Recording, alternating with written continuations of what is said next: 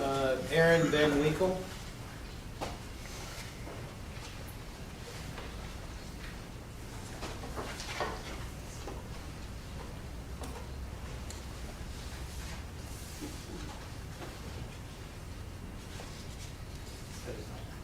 Good evening. My name is Aaron Van Winkle.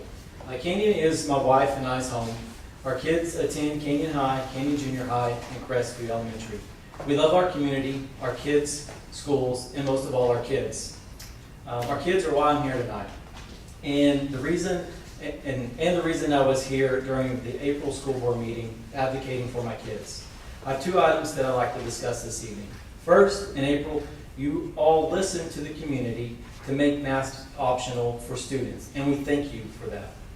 Now that the school year is right around the corner, I'm asking you to continue to make masks optional, regardless of what the CDC or the Amarillo Health Department recommends.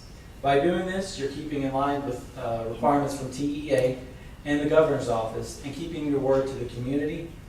You're keeping your word to the community and your commitment.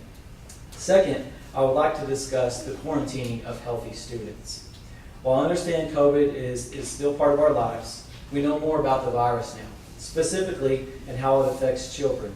A recent article was published in the Wall Street Journal that talks about a study that was performed in the UK regarding the impacts of COVID on children.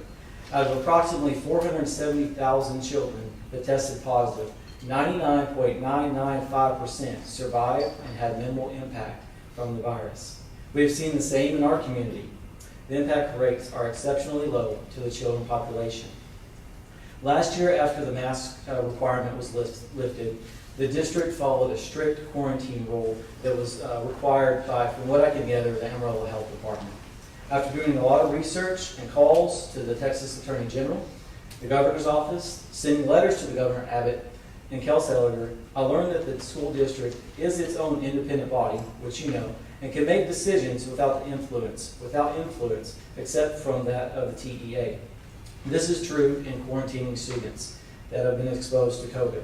There are many school districts in the state, Argyle ISD being one, that have chosen to set their own policies for this.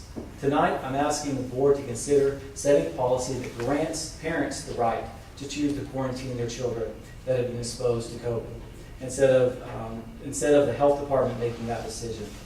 The policy set last year was from guidance from the Amarillo Health Department, as I determined. But did you know that multiple people, including myself, had tried to call the health department to discuss this and we've received no response?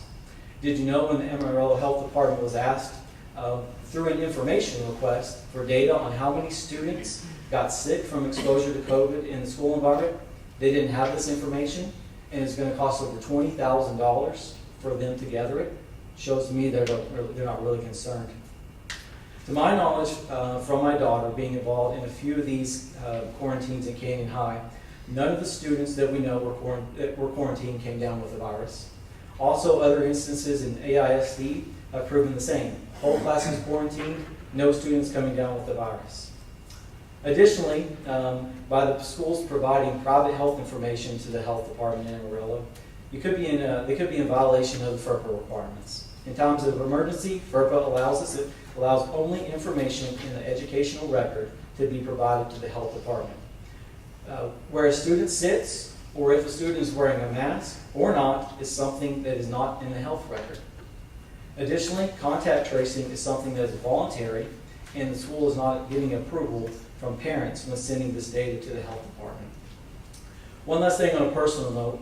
On the one day last year at Canyon High, my freshman daughter walked into her first period classroom, and the classroom had a masked side and an unmasked side, or a non-masked side.